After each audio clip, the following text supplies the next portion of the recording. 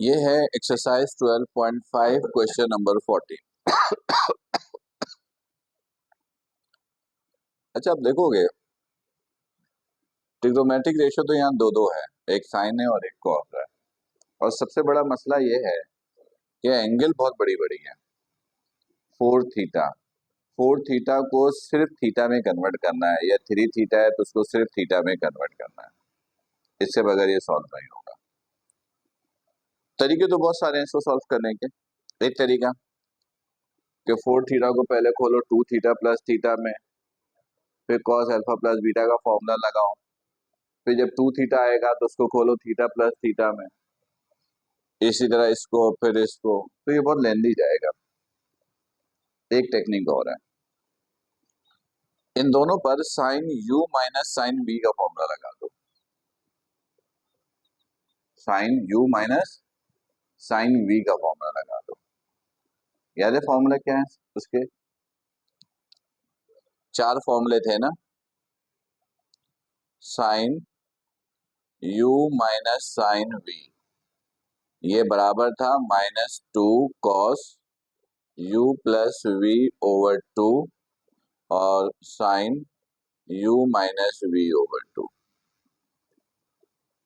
इसके 4 फॉर्मूले थे ना, cos u plus cos v के, cos u minus cos v के, sine u plus sine v, sine u minus sine v। तो ये sine u minus sine v का फॉर्मूला है।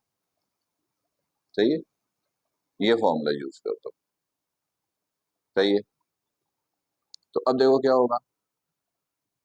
ये u है, ये v है, तो ये हो गया -2 cos u plus v, 4 theta plus 2 theta over 2, फिर sine 4 theta minus 2 theta over 2, ये अपनी जगह पर।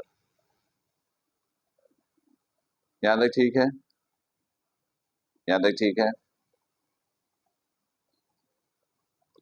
ये हो गया -2 कॉस 4 थीटा 2 थीटा कितना हो गया 6 थीटा डिवाइड बाई 2 कितना हो गया 3 theta, sine 4 theta minus 2 theta 2 theta divide by 2 सिर्फ क्या रह गया theta, equal to cos 3 theta. यहां तो कोई प्रॉब्लम? इसको इस तरफ ले आओ तो cos 3 theta plus 2 cos 3 theta sine theta equal to 0। ऐसे ही हो गया। कॉमन क्या है दोनों में से? कॉस 3 थीटा कॉमन, यहां से क्या बच गया, यहां से क्या बच गया 2 साइन थीटा, ऐसे ही बच गया। देखो कितनी आसानी से सॉल्व हो गया। कॉस 3 थीटा बराबर हो गया 0 के, और 1 प्लस 2 साइन थीटा बराबर हो गया 0 के। सही है यहां तक? कॉस को इधर लेके जाओ, cos inverse 0, cos inverse 0 calculator से निकालो, कितना आएगा 90 डिग्री। इसको रेडियन में लाओ, रेडियन में कैसे लाएंगे, पाई बाय 180 से मल्टीप्लाई करके, पाई बाय 180 से मल्टीप्लाई किया तो ये हो गया पाई बाय 2। क्लियर? अच्छा, ये 90 डिग्री एक्सिस पर है, याद है ना, बताया था।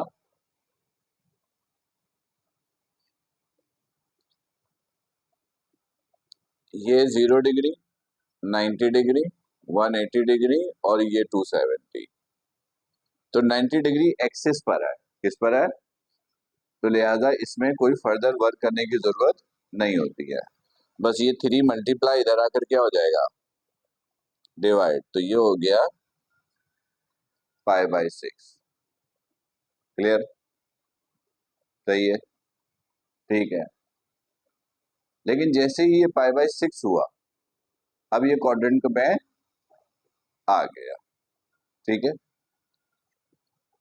अब यहां से निकालते हैं, पहले इसको सॉल्व करते हैं।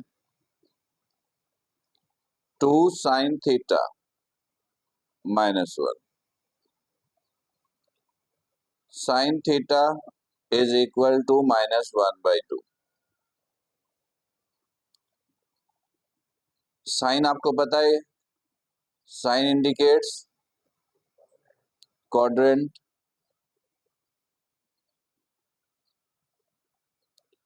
तो आप साइन थीटा निकालोगे 1/2 से, माइनस हटा देते हो,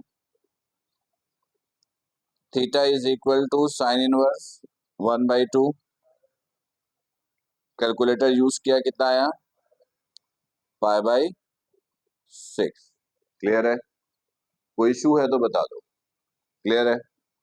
ठीक है, अब आ जाइए क्वाड्रेंट पे। पहले इसकी बारी, ये थीटा किससे निकला है, कॉस इधर क्या है, 0, 0 प्लस होता है माइनस होता है ना, प्लस होता है ना। तो ऐसी सिचुएशन में ये जो कुछ भी आया है यही इसका फाइनल आंसर है। क्वाड्रेंट चेक करने की बिल्कुल जरूरत नहीं है। सिचुएशन समझे? π/2 90 डिग्री था, 90 डिग्री एक्सिस पे था। एक्सिस बता रहा था कि किसी क्वाड्रेंट में वर्क करने की जरूरत नहीं है। फिर जब आप 3 को इधर लेकर आए तो π/6 हो गया, अब ये क्वाड्रेंट में आ गया।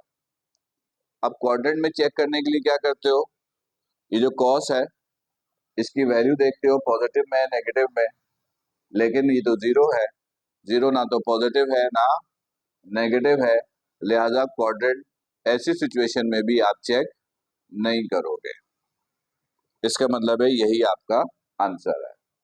अब इनडायरेक्टली मैं आपको ये बता दूं जो आपको याद रखना है,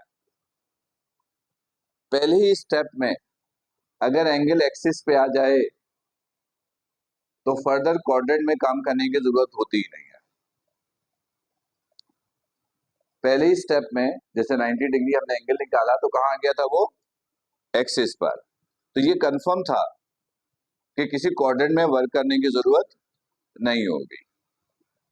इसके बावजूद, आगे बात समझ में बिल्कुल क्लियर है? अब इसकी बारी, साइन नेगेटिव में, साइन नेगेटिव किधर होता है, इधर और इधर, ऐसा ही है। तो इसके अंदर फॉर्मूला क्या है, पाई प्लस थीटा। तो पाई प्लस थीटा, थीटा कितना है, π/6, तो कितना हो गया ये, 7π/6। ये है 2 pi minus theta, 2 pi minus π/6, तो कितना हो गया ये, 11π/6। अब एक इंपॉर्टेंट स्टेप, सॉल्यूशन सेट लिखने का।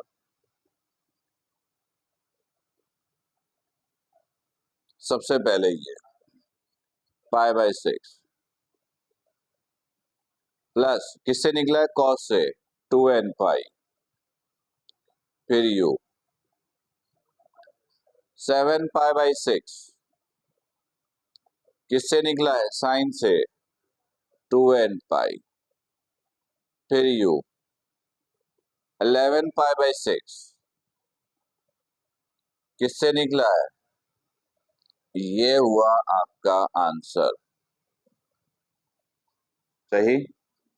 ठीक है, कोई इशू, कोई प्रॉब्लम, क्लियर हो गया? ठीक है, इंपॉर्टेंट क्वेश्चन में से एक है ये। सही, क्लियर है, पक्की बात? ठीक है।